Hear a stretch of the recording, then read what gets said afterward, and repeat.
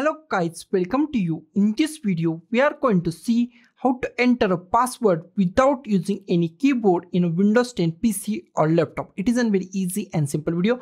If your physical keyboard is not available, it is not working, or anything bad happened to your keyboard and your keyboard is not available, then you can use this method. That is very easy and simple method. First of all, just click on anywhere on your login screen. Okay. Now it's asked for your password. Now we just go to the Here we find easy of access. Just click on easy of access. Just click on easy of access. Okay. In easy of access, we find on-screen keyboard. Just click on the on-screen keyboard. Okay. Now here we find our on-screen keyboard. Now just click at here.